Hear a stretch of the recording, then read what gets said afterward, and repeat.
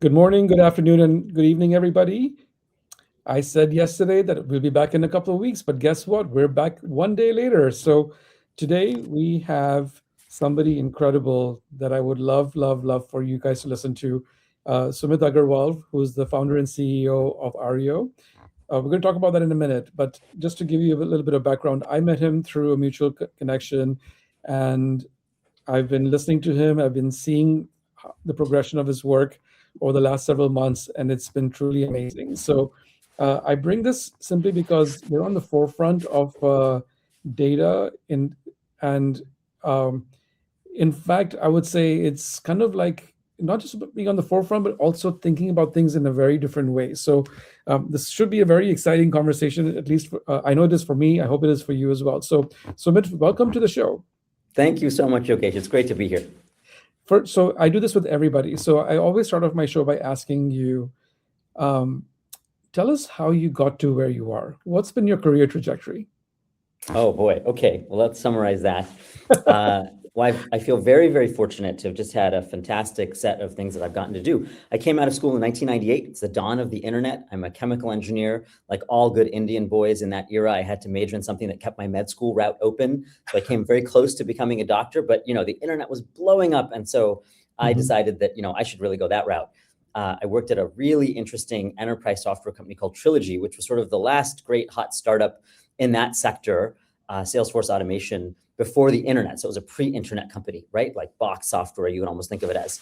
Yeah. Uh, I ended up joining the Air Force while I was in college. And so I had a parallel path in my career, private sector, working in the internet, coming out to Silicon Valley by the year 2000.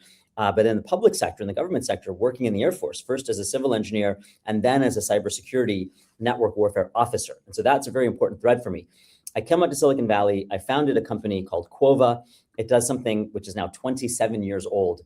It did IP geolocation. You give us an IP address or you show up at a website, your IP address is presented, and we were able to figure out where you were physically located. And so 27 years ago, this was an interesting idea for language, localization. Can I show ads? Can I show, various bits of content that matter? I mean, even things like Major League Sports. Can I show a baseball game in one region or geography versus another? These Mhm. things matter, right? Rights Yeah. management from the offline world coming into the online world.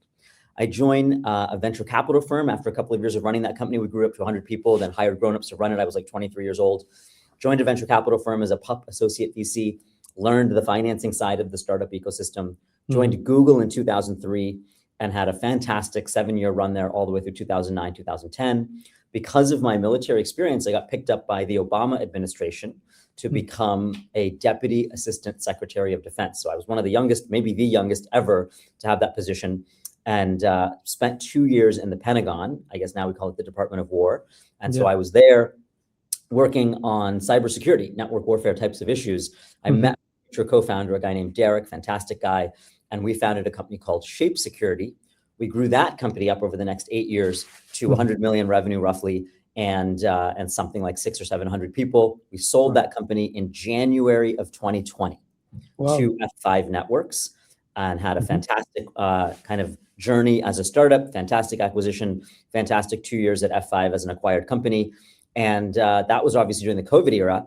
And then after that all was done, we took the capabilities that we had developed at Shape. So it's a core team of Shape security people, including our CTO, same CTO as at Shape Security, and we inverted it. That technology at Shape Security prevented people, unauthorized people, from logging into websites and mobile applications to extract data.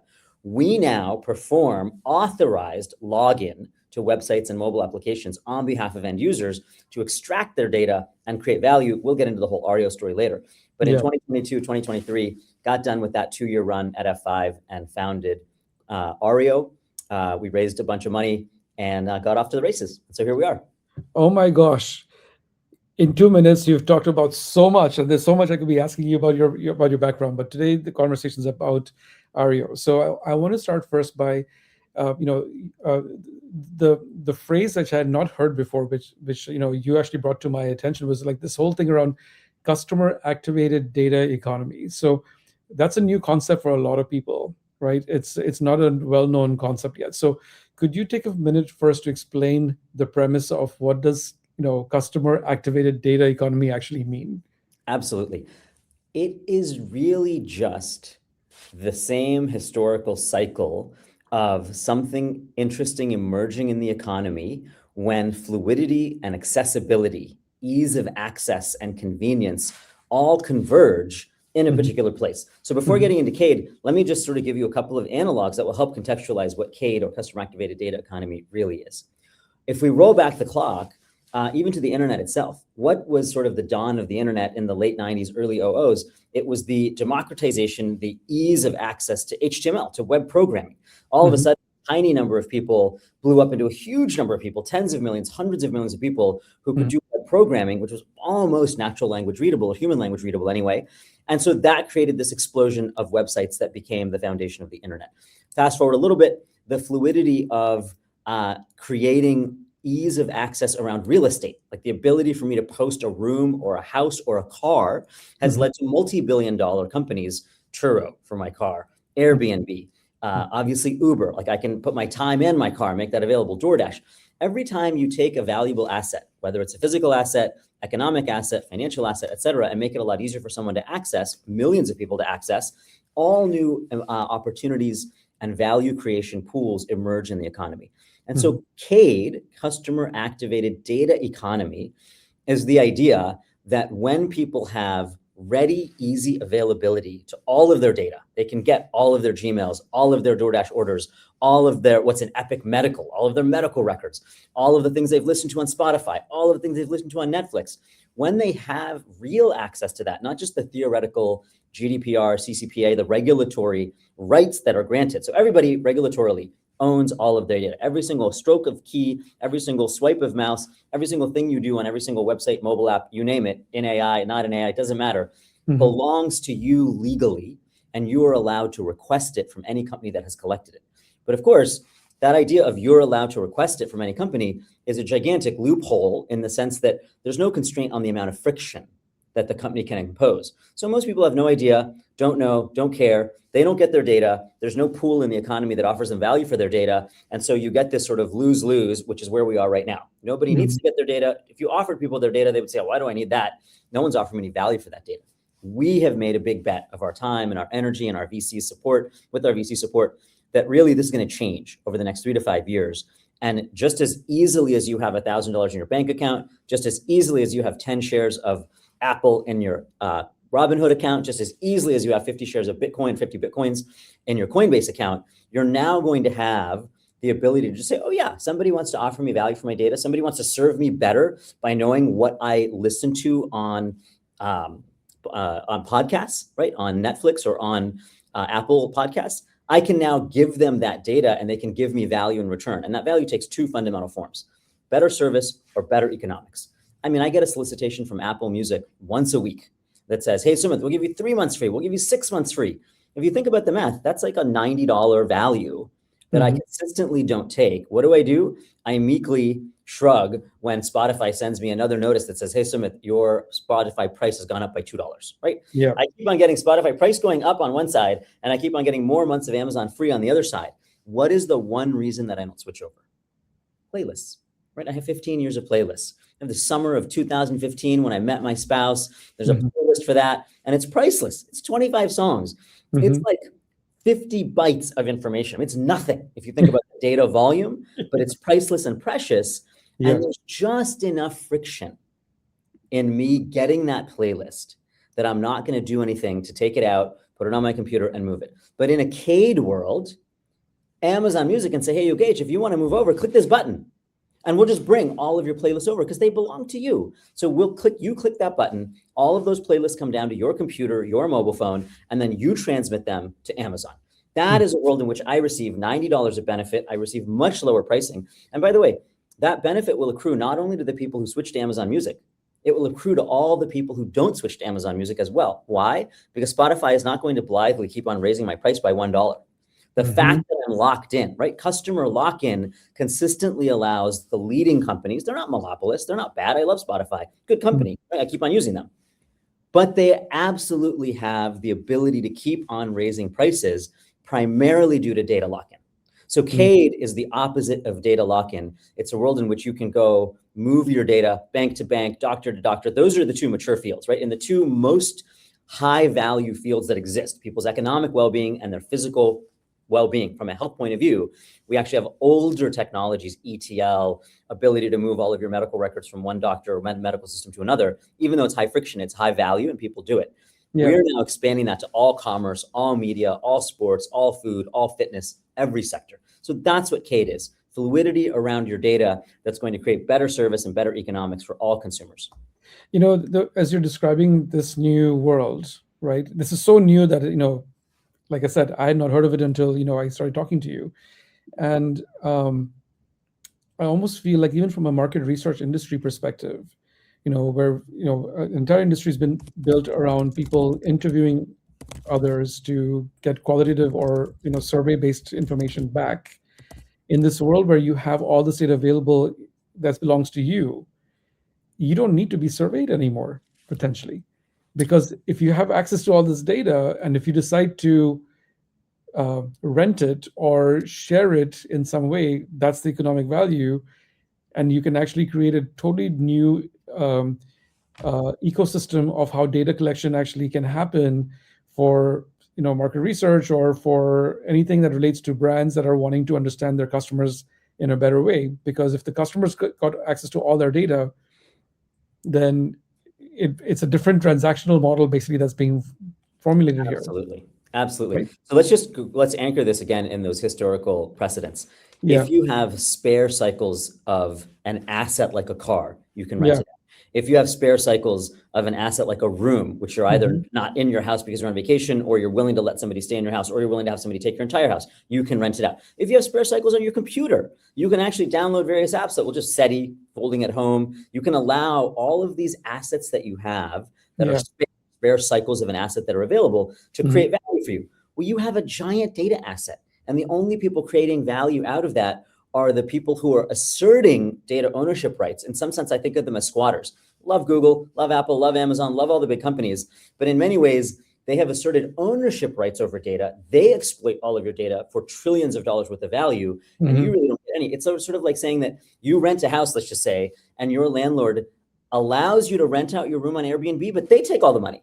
That doesn't make any sense. If you've paid the full freight for that rent and you choose to rent out a spare room for a day, a week, a month, whatever it is, you should get the economic benefit. And so that's what the CADE world basically says. It's not a screed against all the big tech companies. I grew up in that space, in that ecosystem, learned from it, benefited from it. It's all good. Like, they'll keep on doing what they're doing. It's just a question of people waking up and realizing there's so much value for them. And I think that they're not going to realize that value in an abstract way. So we're not running around saying, hey, everybody, listen, you need to start caring about your data. People are busy. Friends, family, kids, jobs, careers, health. People are very, very busy. We don't want them to care about data in an abstract way. That's a boring concept. I tell people to value their data, they fall asleep before I'm done talking with the first sentence. What we care about is realizing that there are offers in the world that say, we'll serve you better. Like, they should care about clicking that button when Amazon Music says, move all of your playlists over. That would be a moment where they simply experience the benefit of CADE or of data fluidity, of the ability to move all their playlists over. So that's how we hope people will slowly grow into a CADE world, really by one beneficial transaction at a time, not with an abstract conversation about the value of data. Amazing. So, there's a lot that has to be true for that to happen, right? And you pointed out already a few of the friction points. So I want to just kind of unpack this, because this is where I think, it starts with the mindset first. Consumers need to understand that this is their, like you said, this is their data, they own it, but they need to have access to it first and foremost. They need to know how to access it primarily. How are you thinking about how should people value it? Because no two consumers are going to be the same. They may have similar sets of data or different profiles of data. The valuation would look very different, I would imagine. Are you giving some thought to that, or is that something? Am I just making stuff up now? I'm just curious. No. You're absolutely right. And I think that we work with our customers to try to create very, very simple, clear value exchanges. So and I'll give you a couple of examples that are already existing in the world. So in the CADE world, it's many to many, right? Any person, any company can exchange value, exchange data, and they can kind of do business, right? Like, that's what you want, is no friction and high fluidity when you're doing business around data. But we're in the precursor world to that. We're in the sort of penultimate final phase of evolution of data fluidity that comes before that. And so right now, there's kind of moderate friction, semi-fluid movement of data. I'll give you an example. You can go to Marriott, and down where you go pick up your DoorDash food that you order, right? There's like a little table, like in the last hotel I stayed at. And there's a placard there, a little plastic folded over placard that says, hey, Marriott and Starbucks are partners. Marriott and Uber are partners. You should link your accounts. And if you link your accounts, then you will get Marriott Bonvoy points, and you'll get whatever Uber's equivalent points are. I don't remember, whatever that value exchange is, every time you use Uber and every time you use Marriott. So there's a benefit to you. And of course, those two companies both being kind of peers and collaborators in the data space, travel space, are happy to share their data. And so that experience for you is you log into Uber through this particular interface, and you log into Marriott through the interface at the same time, roughly, and you do a handshake. And that handshake links those accounts. So data linking is one of many manifestations of CADE that is happening today. The only distinction between that activity and what I have in mind is that that requires significant amount of friction. First, two multi-billion-dollar parties, Marriott, Uber, have to go do a 2-year business development deal. So how many people are going to do that in the world? Like 10. There's like 10, 15 examples I can give you of these giant companies doing those deals. And then those companies promote and get value out into the hands of consumers. The good news is Delta Starbucks did this. 15 million people signed up in the first 6 months. 1.5 million people signed up in the first 10 days, practically. So millions and millions of people are experiencing really the precursor to a low friction, high fluidity world. It's a medium friction, medium fluidity world where you have these data linking opportunities. Plaid is another great example. Tens of millions of people are doing financial account linking through Plaid. There's no abstract conversation. There's no philosophical conversation about the value of data and how much is this worth and how much is that worth.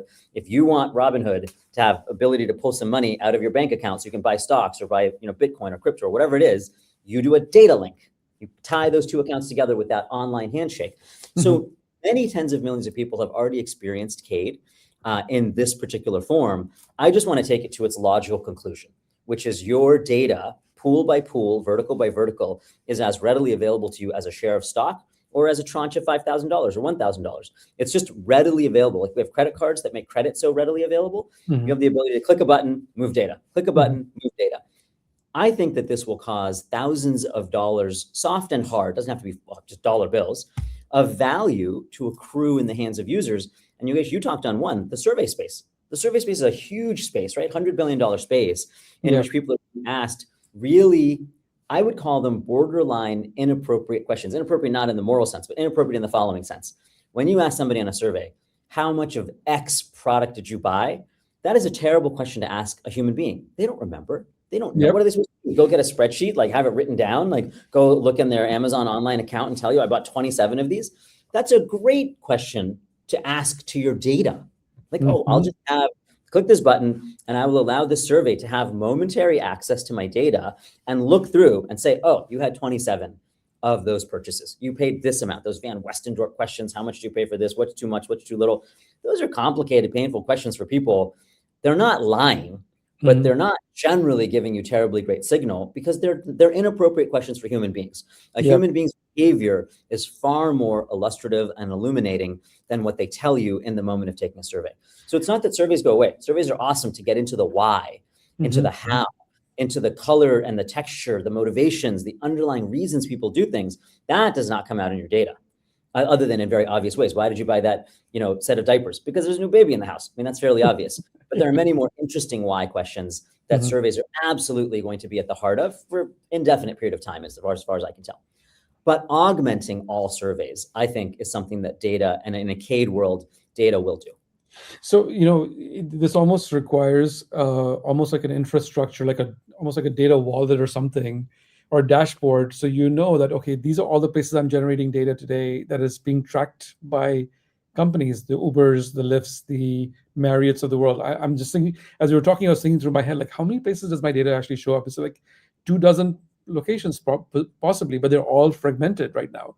That's so right. It's almost like having an infrastructure layer that says I can consolidate everything together, I can connect all that stuff together, and then suddenly you're right, there's a whole higher level of valuation that can happen for me as an individual, right? Because I'm using the Marriott Bonvoys and the Lyfts and the Ubers and all that kind of stuff. So it's almost like creating a whole new set of companies that can offer solutions to consumers as well as to brands on how do you create those kinds of data exchanges and all that kind of stuff is what I'm kind of like suspecting. I think that's Absolutely. where you're kind of like playing right now by the sounds of it, right?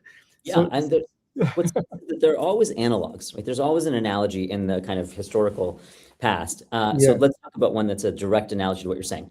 yeah, We all fly on airplanes, and most of us fly on multiple different brands of airlines. We accumulate points. So hmm, all of a hmm, sudden, you've got these stores of value that are hmm, on different airlines. There's not one single place to put all of those points so that I can have total fluidity on those. But what correct. happens is that you can link all of those up underneath an award wallet. You can link all of those up in various places that are federated. So they're not Hmm, literally moving all of the points into a single repository where you can then transact around those points. They don't hmm, need to. By giving you visibility into them in a consolidated way, they are almost giving you 80, 90% of the benefit of truly moving the points from one system to another, hmm, and allowing you to know what you should do. So now you can look at the tickets, you can look at where you can spend, you can look at what you should do to go on vacation in a consolidated way, hmm, and be able to make a better decision for yourself and for your family. So I think that moving all of the data is very hard. Like, how do you move it out of Uber? So Uber is the system of record. Amazon is the system of record in yeah, which the data is generated and stored long term. But I think in a CADE world, you can federate that. You can basically say, well, I want either a consolidated view or I just want all of those data sources at my fingertips. yeah, Now, if it's living inside of Uber versus living on my computer versus living in my Gmail, it kind of doesn't matter. At some point, the visibility and the ability to move the data around is all you really need. But I agree with you that many different variations of this are going to emerge, and lots of company opportunities are going to emerge, and we yeah. certainly are chasing one of those. But the reality though is that these point systems and reward systems blew up in the last decade or two simply because that was their loyalty program, right? That was their way of Yes. driving retention, right? But what you're now doing is you're flipping that paradigm completely, saying, yeah, there's a retention component to it, but there's also another component to it which nobody's really thought about.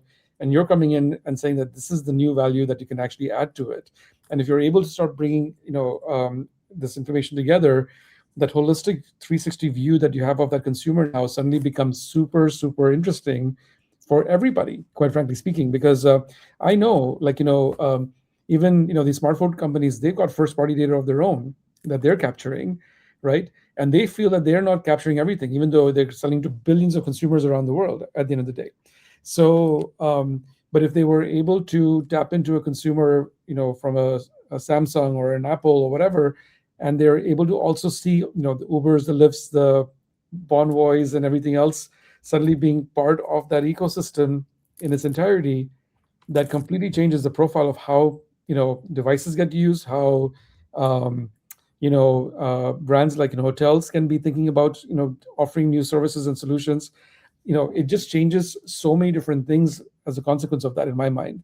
So Yes. I think you're onto something big here. So I want to get to your company Ario now, because that's where you're playing in right now. So tell us about what's Ario doing right now, and where, and we'll get into the future, Sure, sure, eventually. sure. Let's start with where you are right now.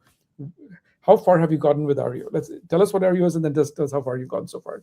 So Ario is, I mean, you mentioned the kind of pre-existing companies in the space. Ario is basically the plaid for non-financial data. So we like the transactional data, the commerce data, the media consumption data, whether it's Spotify, Netflix, Yeah. athletic data, Strava. So we've built 100+ connectors to all kinds of different companies. And under the privacy regulations, GDPR coming out of Europe, CCPA coming out of California, PIPEDA in Canada, under these privacy framework, which affect not 100% of people, but the vast majority of people in a Mhm. positive way affects them, people own their data. And so our position is that if somebody shows up and says, Yogesh, I am Amazon Music, and I Mhm. would like you to move your Spotify playlists into Amazon Music so that you can now enjoy higher quality service, lower cost. I'm just notionally making this up. I'm not saying what's better or worse. Yeah. You should be able to do that if you want. Mhm. That is what Ario enables. So Ario is trying to bring about one important aspect of CAVE, the customer activated data economy. But we do that by going to enterprises, large B2C enterprises, and telling them, behave as if users have fluidity of data, have access to their data, make them an offer that is compelling, and value added, and let us be the infrastructure that makes that all come true. Let us make it easy for them to move the Spotify playlist over, move the Netflix watching data over. Like, we'll do the infrastructure layer. So that's what we are. We're a data connector company that provides data movement infrastructure that allows a consumer to, in under 15, 20, 30 seconds max, move a tranche of data or a repository of data from point A to point B. And so the consumer might receive a benefit that says, hey, we're Whole Foods. Whole Foods is going to offer you $10 off your next purchase if you bring over your Albertsons purchase history for 1 year in the space of grocery. Obviously, that's what Albertsons sells. Over. We want that data so we know how to serve you better, what coupons to send you, and we're willing to incentivize you to the tune of $10, $25 off of your next purchase if you move that data over. The primary reason that those kinds of offers don't exist in the world is that there's way too much friction in consumers getting their data. They just can't get access to their data. So we change that. One enterprise at a time, one offer at a time. We make it very easy for the enterprise to make the offer and for the consumer to fulfill the offer. They wouldn't be able to log in, scan 52 weeks worth of receipts. There's no shoebox full of all the receipts. I mean, receipt scanning apps exist, but those are in many ways saturated. There's a certain number of people in the United States or globally who are willing to perform those kinds of things because it's a lot of work. You or I are not going to do that, most likely. So we're saying that amount of work is too high. The value prop is good. If we can collapse the amount of work to 15 seconds, boy, 10 million, 25 million, 100 million more people are now eligible for, willing to do 25 seconds worth of work in order to get $25 worth of value. And that data exchange is great for the brand, for the Albertsons, the Amazon, whoever was receiving the data. And it's great for the consumer because the consumer gets that value. So that is what Ario is out doing in the marketplace. So there are a couple of things I wanted to just clarify. So, to do that, you have to talk to both sides. The in your example of Amazon versus Alberts or Whole Foods versus Albertsons, both have to have their terms and conditions set up in a way that you are also meeting their obligations. I would imagine. Is that a fair statement? Because extracting data, are there any limits from that perspective? I'm just curious to understand that. If the conversation or if the situation were left in the hands of the company that has the data, let's just say that the data source in this case is Albertsons, or in this case is Spotify. Of course, there'd be no data. Like, those companies would never give you the ability to get your data out for any reason because it's not in their interest to do. But from a regulatory point of view, going all the way back to 2014, so we're 12 years into this regulatory framework, the rule has come down that basically says consumers own all their data. And so all we're doing is perfecting, or we're attempting to further perfect the regulatory principle and turn it into a practical reality. So right now the principle exists where you don't have to get Mother May I permission from Spotify to pull out your playlist. You don't have to ask, oh, do I have permission? What are your terms? And I have to make sure I comply with your terms and conditions. That's not the case at all, because their terms and conditions simply say, well, you can't really get your data out. I mean, they don't want you to get your data out because the data is valuable. And I get that. Let me give you a quick analogy. Back in the 03, 04 timeframe, consumers were locked in to Verizon, to AT&T, to Singular Wireless, right, to the telcos, primarily because of their phone numbers. You didn't want to give up a phone number that all of your friends and family and loved one had, that had for 10 years, because that's really high friction. But at regulatory level, Congress came in and said, listen, security, it's not true what you guys are saying. It's not a security issue. It's not a logistical issue. It's not a technical issue. You have chosen the wireless companies, the telcos, to not allow phone number portability, but we now require you to provide phone number portability. Within 5 days of a consumer asking, they can deregister a number from Sprint, and they can re-register that number with AT&T, and they can move that number. So this was called phone number portability. Right. That regulatory framework produced a permanent, sustained movement of value to the tune of $200, roughly, into the hands of consumers. So every 2 years, you get $200 in general towards a new phone, new family plan, because that's basically the customer acquisition cost for a new customer. So what the telcos were doing was saying, listen, if I have an existing customer, that customer's locked in. I don't need to spend $200 acquiring that customer. In fact, I can only raise their price by 5% or 3% because they're not going to move. But a new customer, I have to pay $200 to acquire that new customer. That's their CAC. In a phone number portability world, all customers have the ready ability to move. So even your pre-existing customer has to be treated as if he or she is a new customer at the end of 2 years when the contract on the plan expires. And so that is a perfect analogy for what happens when you have data portability. Companies that have your data are not going to be jumping up and down telling you about their terms of service, because it doesn't matter what their terms of service say on some level. The rule is, at the government level, consumers own their data, and you have to make their data available to them. So those are the two rules under which we offer. Consumers own their data. There has to be some mechanism. It can be hard, it can be painful, that allows consumers to get their data. And we want companies to have to recompete for their own customers the way the telcos have to give you a fresh new tranche of value every 2 years. That's much better for consumers. And by the way, it made the telcos better companies. When there's no competition and there's lock-in, service gets worse. That's terrible. True. So that's a great analogy. In fact, I was thinking about that too. So I'm glad you brought that up. So there's that part of it. The second part of this is consumer trust and consumer friction. You already talked the friction part. I get that.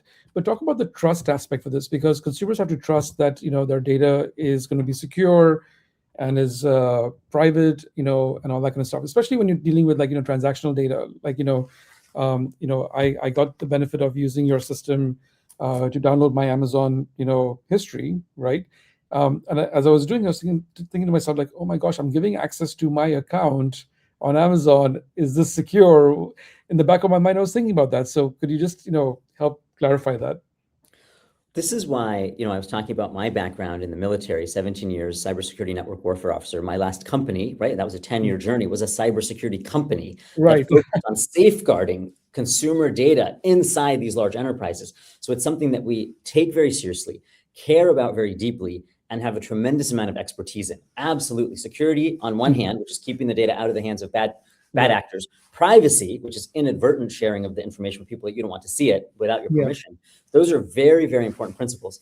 The irony here is that what we're doing, taking 1 year of XYZ data and moving it from point A to point B, and you getting a direct benefit, is so much more privacy friendly than what's currently happening, which is that cookies are on your computer, all of your data is being bought, sold, advertised against willy-nilly. You're being targeted, things are being aimed at you that you may or may not want. You're being nudged and influenced in a million different ways. Like the real state of the data economy as it stands today is not really terribly privacy friendly. Every single company is out there putting its toes on the line of what the regulatory frameworks are. They're doing as much as they can to come as close to the edge as they can and say that they are following all the rules, but ultimately people have far less privacy than they would like. Every single time we sign up for a credit card, there's some grayed out checkbox in the online form. There's some paragraph buried in 18 pages of legalese. Did you read those? I didn't read those. I would put $10,000 down that 99.99999% of people do not read 18 paragraphs of legalese when they sign up for a new credit card. The part that they read was, you're going to get a $200 statement credit and 20% discount on whatever thing you're about to buy. Right? So this is called do the math offers. You're in the middle of buying a high priced offer, and then you sign up for a credit card to buy that item, and you immediately get a discount on that item and you get a statement credit. That's all that people read. But the reality is that your data is now being bought and sold at extremely high volume and extremely high velocity. So it's a great irony that people do worry correctly about privacy and security when they contemplate participating as active actors in the CADE and the customer activated data economy. But the reality is that their passive participation is a far less favorable situation than I would like it to be. But it is what it is. It's the state of the world. I will say that consumers react very favorably. When we raise proactively privacy and security, they say, let me get this straight.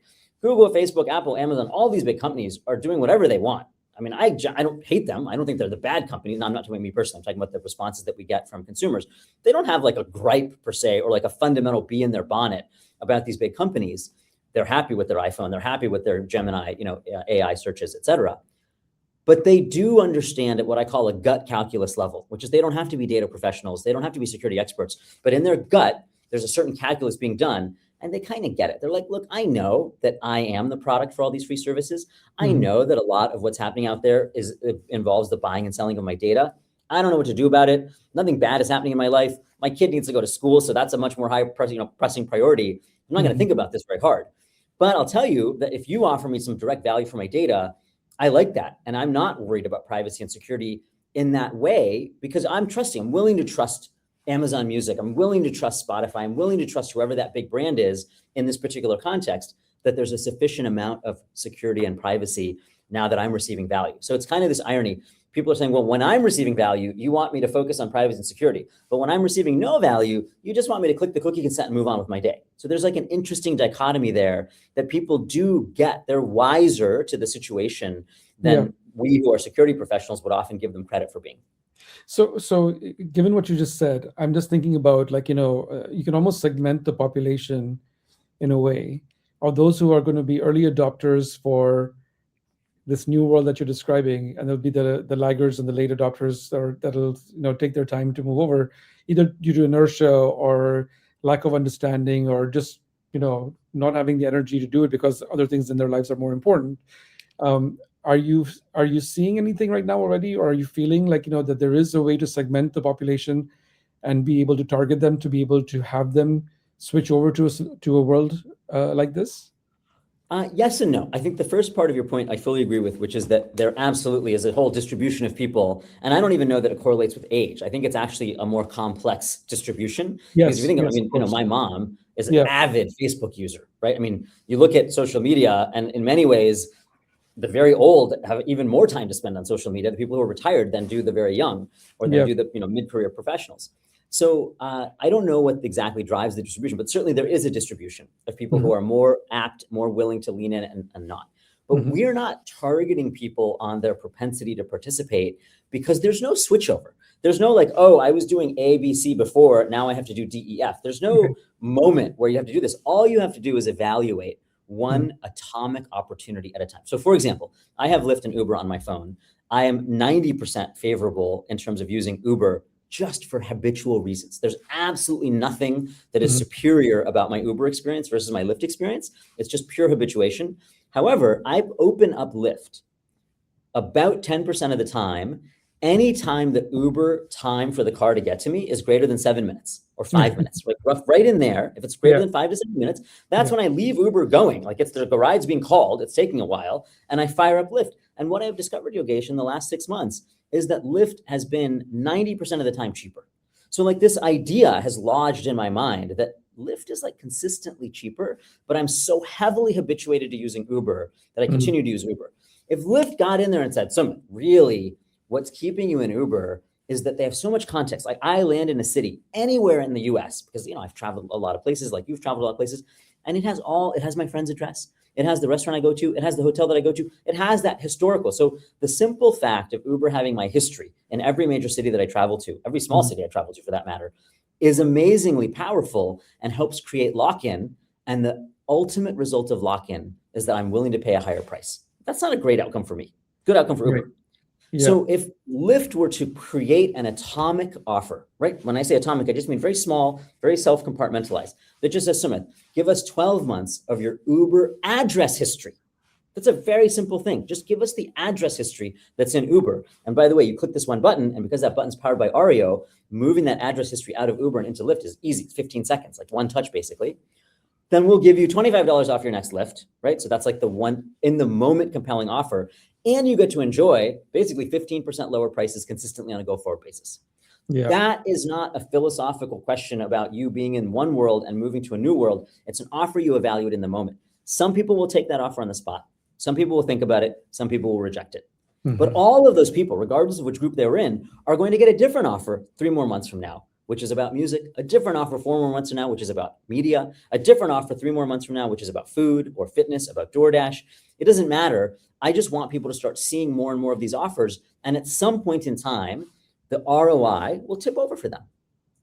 And they'll Hmm. simply say, like, oh, I get it. Like, this actually makes a lot of sense to me. I'm happy to do it. Not all people need to do it, but if people begin doing this in reasonable numbers and meaningful numbers, Hmm. it will actually benefit everybody, because I want to create competitiveness in the ecosystem, and competitiveness will directly flow from this data fluidity, because loyalty and lock-in are related concepts. Loyalty is simply the velvet glove that surrounds the iron fist of lock-in, right? Yeah. It gives you a reason to prefer United Airlines even when their price was 10% higher and the route was 2% worse.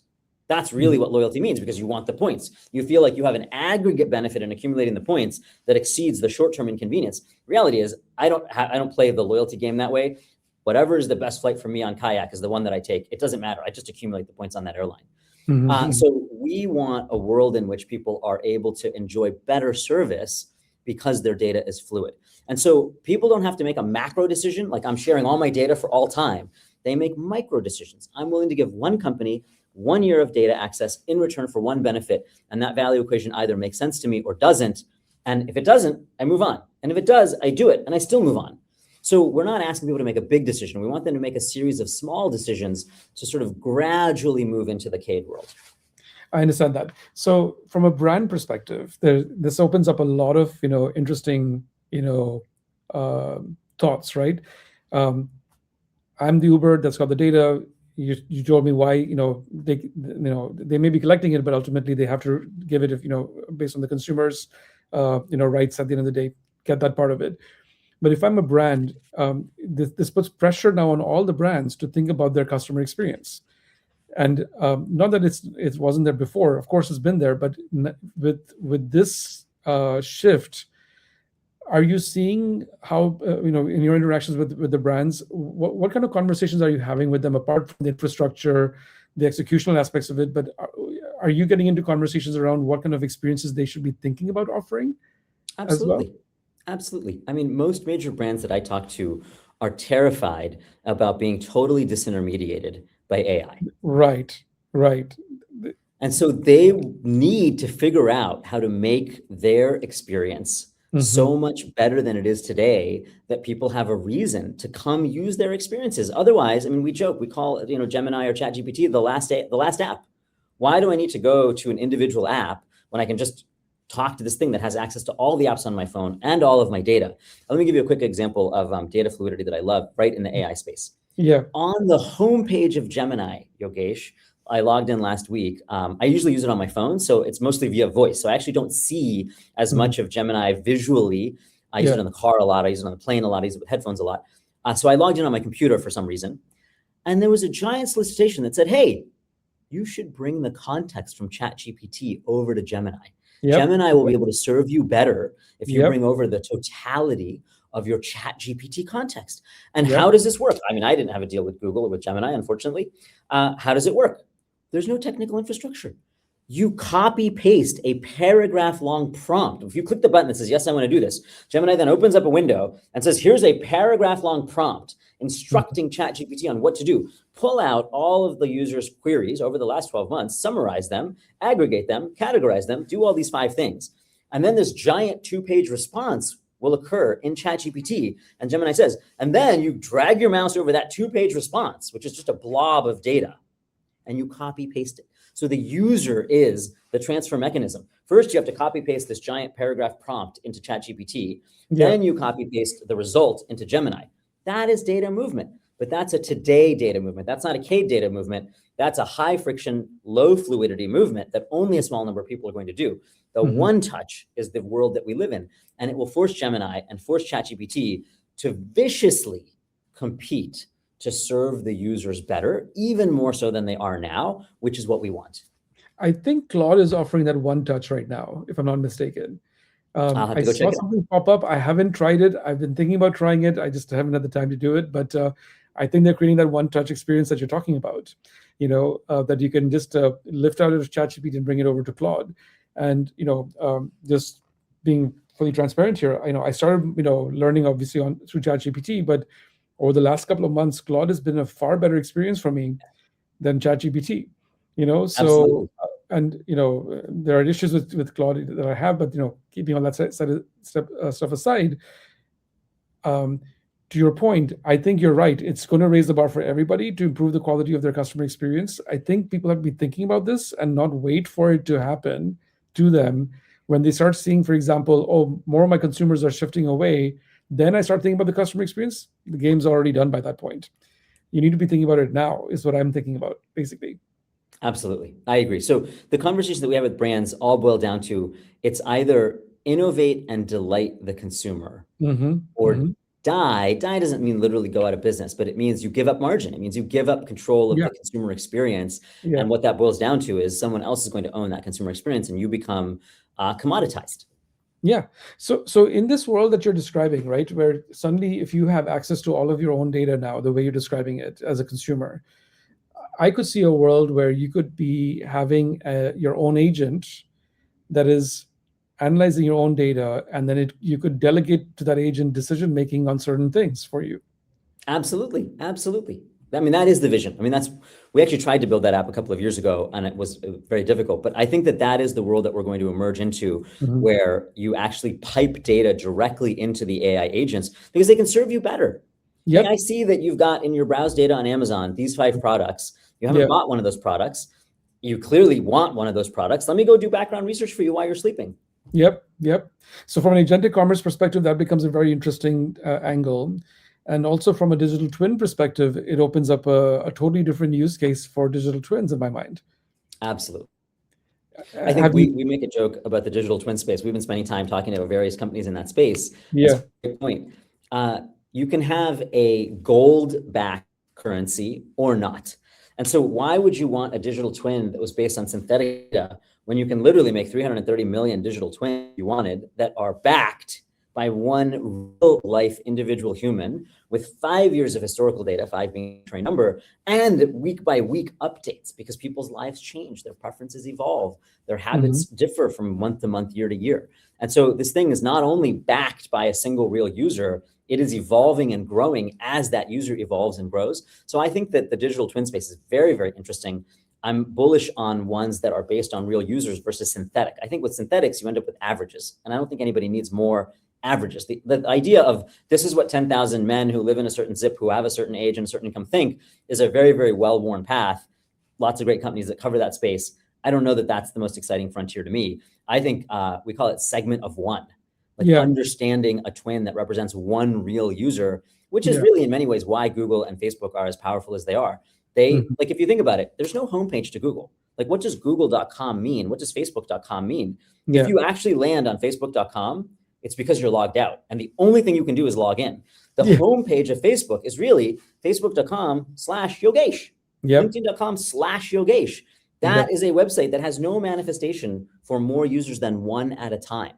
That's the future that we envision for all of these brands, which is you don't log into wholefoods.com or kroger.com or whatever.com. You're logging into something that is tailored to you and personalized to you from the very first page view. Amazing. So you said you've been having lots of conversations. Have you built a digital twin yet? I'm curious. We are not building digital twins. We want to go to the people who are either digital twin companies or not digital twin companies per se, but really just want more data so they can better serve their customers. And in some ways, building the twin versus saying, hey, I'm going to use data to serve you better are not totally different. They're just different spots on a continuum. Digital twin one is a little bit more robust and a little bit more 360. You might just say, look, I want to help you with your food and your recipes. I'm going to send you these really well-tailored, well-selected recipes. I'm talking about a grocery chain about this based on the food that you have that you bought. So that's a smaller version of like doing something that requires a representation of you in data. So we want to be a data enabler company, just like Plaid is in many ways. We're not going to go build twins ourselves because I think that that's a whole separate level of expertise, and there'll be a lot of competition in that space. 100%. And to that point, like I have been talking to a few companies that have been playing around with the digital twin concept. In fact, we had Adam Bay on a couple of weeks ago. Panaplay. From Panaplay, right? So he was on this podcast as well, and he was telling us about how they're doing it. They're obviously using synthetic data right now, but I can see, for example, I may be speaking out of turn here, but a partnership opportunity, perhaps, where their technology, your technology, suddenly, if they're connected, you suddenly have now, completely revolutionized how we should be thinking about the insight space as a consequence of that. So I think so. We were just at a conference actually in Washington, D.C., the IIEX Customer Insights Conference. And how you use AI and how you use data were probably the two hottest topics. Of course. Right? To kind of revolutionize and improve this space. You're right. Unfortunately, I wasn't there, but I was definitely seeing all the posts on LinkedIn, and I was having people text me all the time, but I do think that this is a conversation that's not going to go away anytime soon. And more importantly, I think we need companies like Panoplay and you and yours to be the ones who are rethinking the paradigms of how to think about all of this stuff and reshape how the future looks as a consequence of that. You're not anchored to how things were done in the past. You're actually anchoring in terms of what needs to be in the future. And I think that's really the message that I'm taking away from this conversation, is that I'm just amazed at how far you've gone so quickly in terms of how you're building out your infrastructure, because this is a totally new way of thinking about things, right? Thanks, Yogesh. I agree. It is new. So I think that's really really cool. So just to kind of like bring it full circle, as you look to the future now, what does what are the implications for companies like Google and Apple and Amazon and Meta with what you're describing as Kate right now? I'm very bullish on those companies. I think they're going to Yeah. continue to thrive, continue to grow. Yeah. I think that as the overall pie expands, Mm-hmm. more players can participate and more companies can benefit. So I don't view it as a zero-sum game where one company benefits, another company loses. Yeah. I don't think that phone number portability caused the telcos to lose. Like the Yeah. overall pie expanded, service got better, Yeah. service prices got lower, the pie got bigger. So I Mm-hmm. think that those companies are going to continue to do fantastic things and innovate and Yeah. aggressive things, and that's all fine. That's the nature of being such a large company.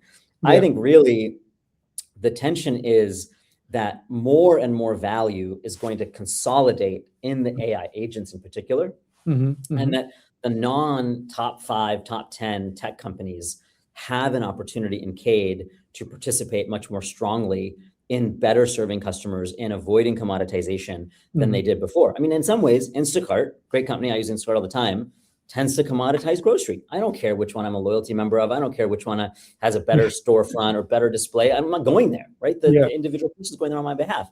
So that's the tension that I perceive.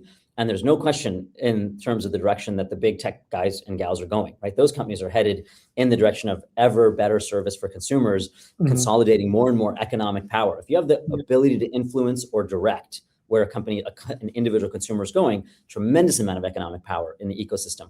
And so I think that I see the bigger opportunity for CADE for the people that don't have enormous amounts of data. Google itself quietly has the equivalent of a receipt scanning app with 20, 30, 40 million people. The reason it's not bigger is it doesn't need to be any bigger. Like they've already Yeah. got so much external Yeah. data flowing in, Yeah. so much first party data that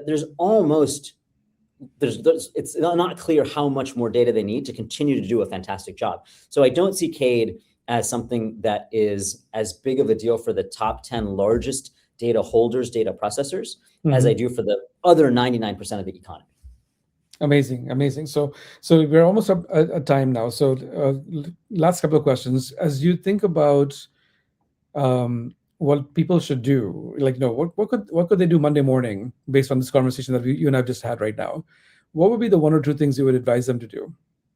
I think that it depends on who you are, where you are. But let me just give one macro statement and a couple of tactical statements. The macro statement is you should envision a world in which any data source that a consumer has is available simply by asking. So, Hmm. whatever topic you're researching, Hmm. strategizing, planning, Hmm. imagining, whatever it is that you're working on, there's data that would weigh on that question or topic. There's data that would help you make a better set of decisions. So Yeah. just imagine that data were either available directly to you or were available to the people that you're going to go talk to qualitatively or quantitatively, and Hmm. that they could give you that data if you ask them for that data.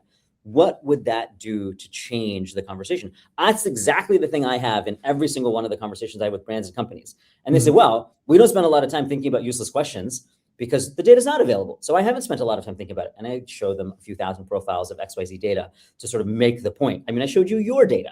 I showed them Yeah. their data to start. And Yeah. that is when the light bulb clicks on and they say, holy smokes, if for the first time, 1,000 records at a time, 1,000 rows of transactional history at a time, I'm just using 1,000 as an arbitrary number, are available to a consumer. And now that means they're available to me as a marketer, as a consumer insights director, as a whatever researcher. Yeah. That is a life-changing potential opportunity. I can have so much better of a conversation with somebody rather than saying, well, what do you like to do? Which brand do you like? And say, now that I know you love this brand, now that I know that you loved XYZ brand 3 years ago, and now you love ABC brand, and you switched exactly 14 months ago, let me get into the why of your behavior, not the Hmm. what. So the Yeah. data is brilliant at answering what. Talking to people, quantitatively, qualitatively, surveys, or otherwise, is great at the why. And so Yeah. that is currently muddied and muddled. And as a result, surveys suck. People hate taking surveys. They're basically almost borderline disrespectful. Like you're asking me stupid questions to which I don't really know the answer. And so I'm Yeah. going to give you stupid answers, right? It's that Yeah. whole Yeah. thing about play stupid games, win stupid prizes, ask Yeah. stupid questions, get stupid answers. So I think that to turn that into a couple of quick analogies, any survey that you issue to a person, we call it question 11, should have an 11th question on this notional 10 question survey that just says, oh, by the way, whatever the topic was, batteries, beverages, baby shoes, whatever it was, would you please share with me 1 year of transactional data around that topic from whatever data source you want? And then you go talk to Ario, talk to a company like Ario to do the data infrastructure enablement on that. Mhm. That's really the very tactical thing. So we believe that within the next 12 to 24 months, all surveys are going to have a data sharing component because there's no reason not to. It only makes the survey better. Yeah. Yeah. Makes sense. Makes sense. Amazing. Listen, man, you have shared so much. My mind is blowing, literally, in terms of how you've reframed everything for us, literally in the last hour or so. So let me ask you this as a final question. Um, where can people find you? What's the best way to connect with you? Uh, ariodata.com, ARIO data.com is our website. Email me directly, sumit at ariodata.com, SUMIT at ariodata.com. You Google us up, it'll come right up. And we'd love to have a conversation if people are interested. There's a lot to share, Phenomenal. lots of case studies, lots of feedback, lots of insight we're getting from these large brands that we're talking to. Fantastic. And maybe there's a way I can also help, and partner with you on some of the things I'm working on. So you never know how things can go. Absolutely. Absolutely. That'd be wonderful. And listen, Sumit, this has been just an amazing conversation. Thank you so much for making time, out of your busy schedule. I know you were traveling. You were at the conference until last night, and you flew in, back to get back home, and then you're on this podcast with me this morning for your, because you're in the Bay Area. So thank you so much for making time to be with me today. Thank you, Yogesh. It was great. Enjoyed the conversation. All right. Well, for everybody else, thank you so much for joining us today. I'll be back in a couple of weeks. Literally a couple of weeks this time. No kidding, because I'm also going to be on the road starting next week. So thank you for listening, and stay tuned.